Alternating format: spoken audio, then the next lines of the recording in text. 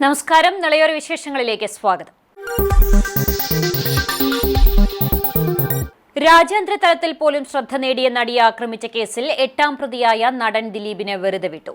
കേസിലെ 1ാം പ്രതിയായ പൾസർ സുനി അടക്കമുള്ളവർ കുറ്റക്കാരാണെന്ന് കോടതി കണ്ടെത്തി. എറണാകുളം പ്രിൻസിപ്പൽ സെഷൻസ് കോടതിയാണ് ദിലീപിനെ വെറുതെ വിട്ടുകൊണ്ടുള്ള വിധി പ്രസ്താവിച്ചത്.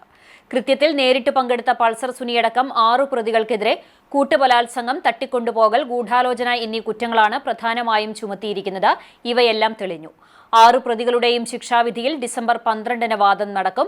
കൃത്യത്തിൽ നേരിട്ട് പങ്കെടുത്തില്ലെങ്കിലും സംഭവത്തിന്റെ മുഖ്യ ആസൂത്രകൻ എന്ന് പ്രോസിക്യൂഷൻ ആരോപിക്കുന്ന 8ാം പ്രതിയായ ദിലീപിനെതിരെയും ബലാത്സംഗ കുറ്റം ചുമത്തിയിരുന്നു. എന്നാൽ ദിലീപിനെതിരെ ക്രിമിനൽ ഗൂഢാലോചന തെളിയിക്കാൻ പ്രോസിക്യൂഷന് സാധിച്ചില്ല. ഗൂഢാലോചനയിലടക്കം തെളിവില്ലെന്ന് ചൂണ്ടിക്കാട്ടിയാണ് കേസിൽ പ്രതിയായ ദിലീപിനെ കോടതി കുറ്റവിമുക്തനാക്കിയത്. IT നിയമപ്രകാരം പൾസർ സുനി കുറ്റക്കാരനാണെന്നും കോടതി കണ്ടെത്തി. സത്യം ജയിച്ചുവെന്നും ക്രിമിനൽ ഗൂഢാലോചനയുണ്ടെന്ന് മഞ്ജു വാര്യർ പറഞ്ഞിടത്തു നിന്നാണ് തനിക്കെതിരെ ഗൂഢാലോചന ആരംഭിച്ചതെന്ന് കുറ്റവിമുക്തനായി പുറത്തിറങ്ങിയ ശേഷം ദിലീപ് മാധ്യമങ്ങളോട് പറഞ്ഞു.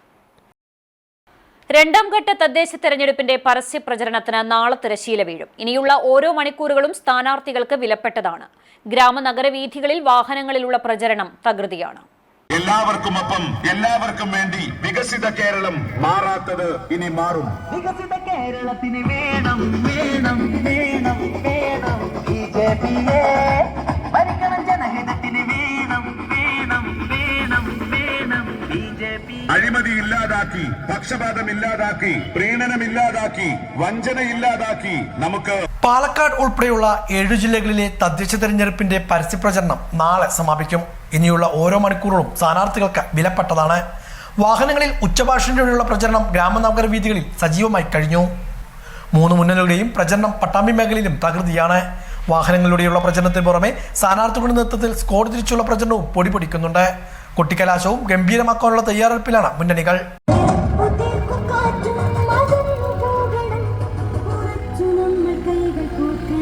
25 വർഷക്കാലം ജനക്ഷേമ പദ്ധതികളിൽ തിമിരം ബാധിച്ച് പട്ടാമ്പി നഗരത്തെ വികസന മുരടിപ്പിന്റെ സമുദ്രസമമായ ആഴങ്ങളിലേക്ക് കൊണ്ടെത്തിച്ച UDFന്റെ അപരിഷ്കൃത ദുർഭരണ പിന്നോക്കവസ്ഥയിൽ നിന്ന് കഴിഞ്ഞ 5 വർഷക്കാലം സുതാര്യമായ ഭരണരീതി അവലംബിച്ച് ജനങ്ങളോട് ചേർന്ന് പ്രവർത്തിക്കുന്ന നയങ്ങളിലൂടെ വിപ്ലവകരമായ മുന്നേറ്റങ്ങൾ കാഴ്ചവെച്ച് നാം ആഗ്രഹിച്ച ഭരണം മുന്നോട്ട് വെച്ച വിപ്ലവകരമായ വികസന പ്രവർത്തനങ്ങളിലൂടെ ഇരുളടഞ്ഞു കിടന്ന പട്ടാമ്പി പട്ടണത്തെ പകിട്ടിന്റെ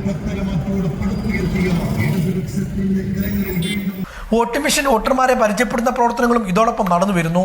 ഇനിയുള്ള ഓരോ മണിക്കൂറും ഉച്ചഭാഷകളുടെ നിലയ്ക്കാത്ത ശബ്ദത്താൽ ഗ്രാമനഗര വീഥികൾ മുഖരിതമാകും.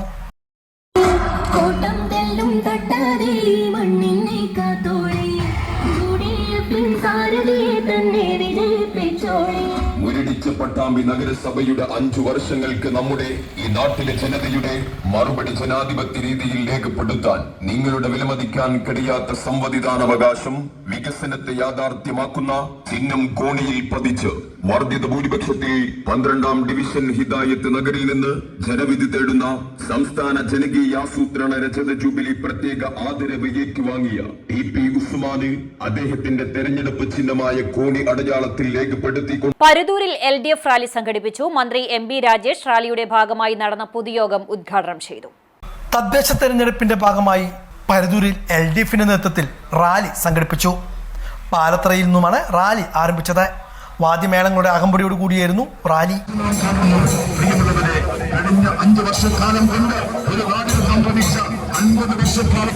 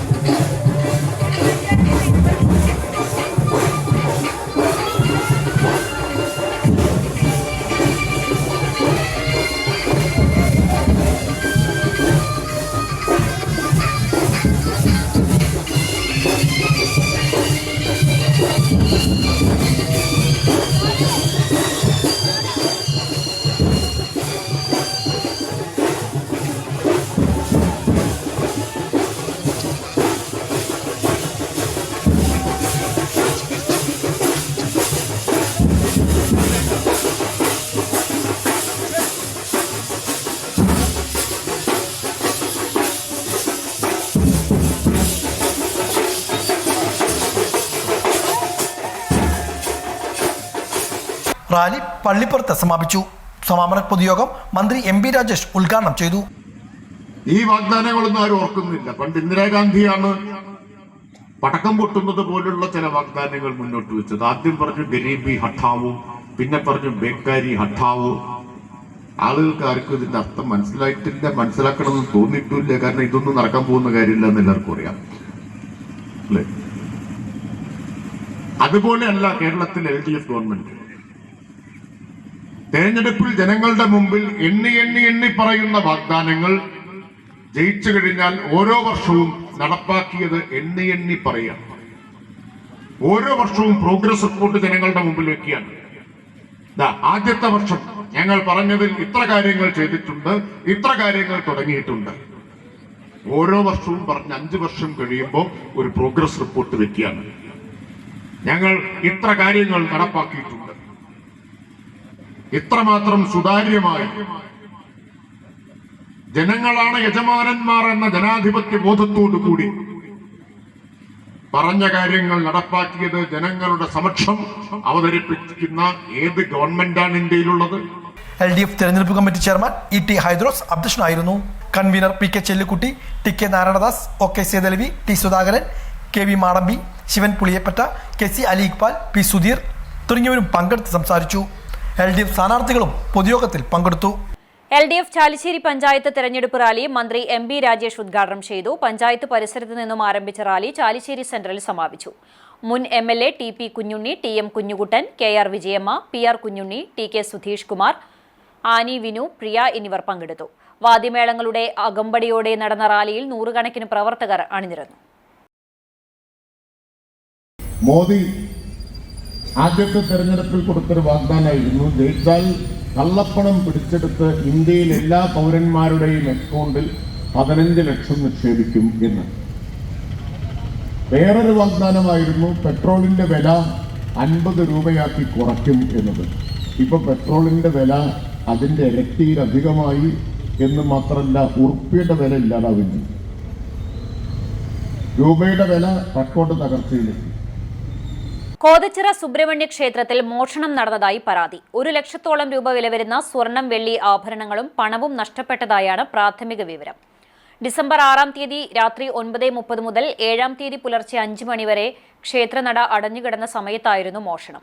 ക്ഷേത്രത്തിലെ വാതിൽ പൊളിച്ച് ദേവസ്വത്തിന്റെ അലമാരകളിൽ സൂക്ഷിച്ചിരുന്ന സ്വർണ്ണ ഉരുപ്പിടികളും വെള്ളി ആഭരണങ്ങളുമാണ് നഷ്ടപ്പെട്ടിട്ടുള്ളത്. 700 രൂപയും നഷ്ടപ്പെട്ടിട്ടുണ്ട്.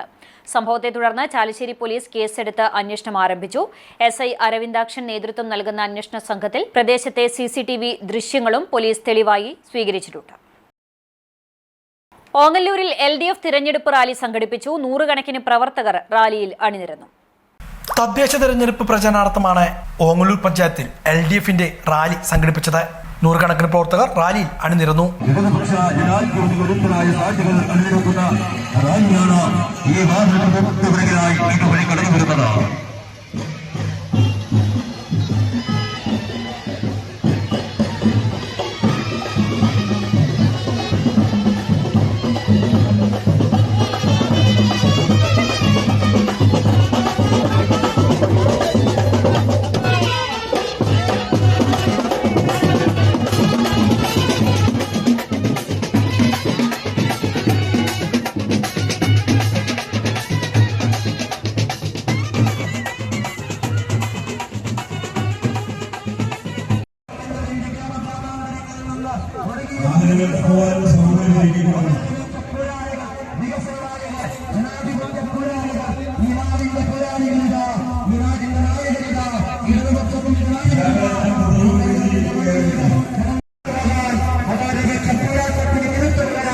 ജനാധിപത്യം സംരക്ഷിക്കാൻ വികസന പ്രവർത്തനങ്ങൾ കൂടുതൽ ഭംഗിയായി നിർവഹിക്കാൻ കരുത്തുള്ള ഇടതുപക്ഷത്തിന്റെ നായകത ഈ ഓങ്ങല്ലൂരിന്റെ മണിലൂടെ ചരിത്രമണിലൂടെ കടന്നു വരികയാണ്. പ്രിയമുള്ളവരെ, ഓങ്ങല്ലൂരിന്റെ വികസന സ്വപ്നങ്ങൾ ഓങ്ങല്ലൂരിന്റെ മണ്ണിലൂടെ കടന്നു വരുന്നു.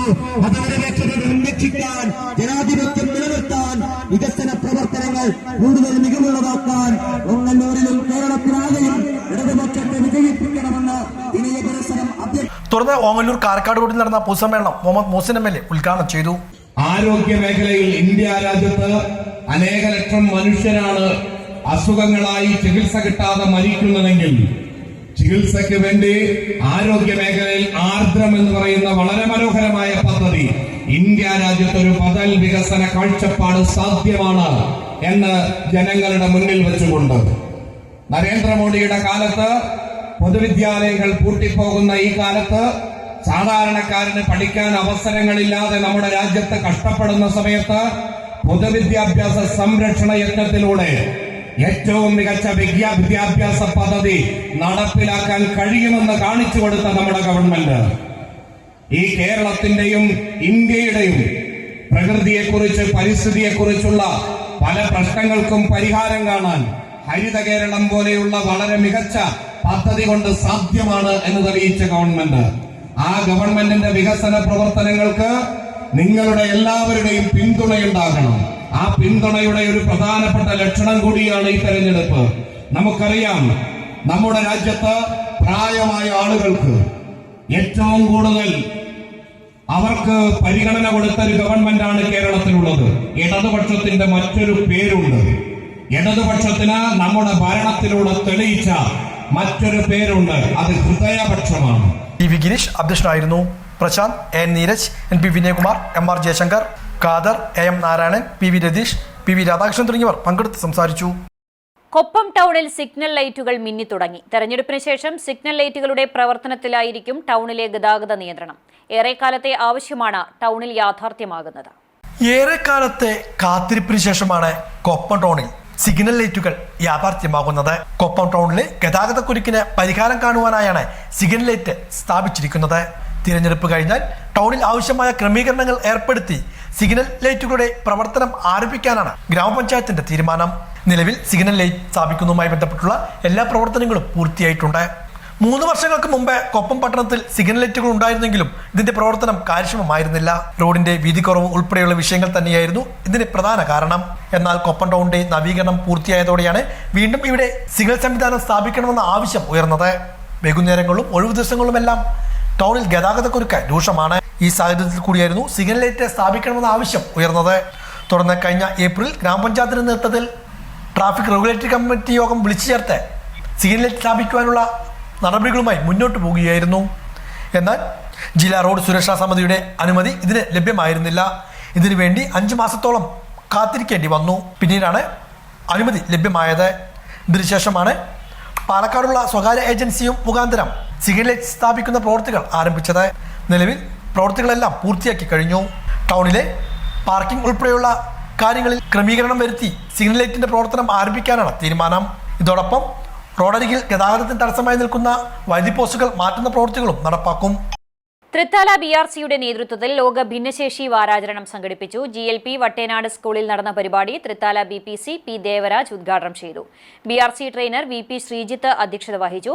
GHSS വാടാനംകുറിശി സ്കൂളിലെ സോഷ്യൽ സയൻസ് അധ്യാപകൻ അനിൽകുമാർ മുഖ്യാതിഥിയായി. പ്രധാനാധ്യാപിക പ്രീത സംസാരിച്ചു. കുട്ടികളുടെ കലാപരിപാടികളും മാജിക് ഷോ തുടങ്ങിയ പരിപാടികളും അരങ്ങേറി. പങ്കെടുത്ത എല്ലാ കുട്ടികൾക്കും സമ്മാനങ്ങളും വിതരണം ചെയ്തു. സംസ്ഥാന ഇൻക്ലൂസീവ് കായികമേള, സംസ്ഥാന സ്പെഷ്യൽ കലോത്സവത്തിലും മികച്ച പ്രകടനം നടത്തിയ വിദ്യാർത്ഥികളെ അനുമോദിച്ചു. അതേപോലെ തന്നെ മാറ്റി നിർത്തപ്പെട്ട ഒരു വിഭാഗമായിരുന്നു നമ്മുടെ ഭിന്നശേഷി സമൂഹം എന്ന് പറയുന്നത്. തൻ്റേതല്ലാത്ത കാരണങ്ങൾ കൊണ്ട്, എന്തെങ്കിലും മറ്റു പ്രശ്നങ്ങൾ കാരണം കൊണ്ട് ചില കുറവുകൾ സംഭവിക്കുന്നതിനെ മാറ്റി നിർത്ത് അവോയ്ഡ് ചെയ്യുന്ന ഒരു സമൂഹം ഉണ്ടായിരുന്നെങ്കിലും അത് കാലഘട്ടം മാറുന്നതനുസരിച്ച് പരിഷ്കൃത സമൂഹം അവരെ കൂടി ഉൾച്ചേർത്ത് കൊണ്ടുള്ള പരിപാടിയാണ് വരുന്നത്. അപ്പോൾ ആ ഉൾച്ചേർത്ത് കൊണ്ടുള്ള പരിപാടികൾക്ക് ധാരാളം പ്രാമുഖ്യം വരും. എവിടെയാണോ നീതി നിഷേധിക്കപ്പെടുന്നത് അവിടെ നമ്മളുടെ പരിഷ്കൃത സമൂഹം എന്ന് പറയുന്നത് അവർക്ക് വേണ്ടി ശബ്ദിക്കുകയും അതിനു വേണ്ടിയുള്ള നിലപാടുകൾ എടുക്കുകയും ചെയ്യും. ഇതോടെ നിലയോര വിശേഷങ്ങൾ സമാപിക്കുന്നു. നമസ്കാരം.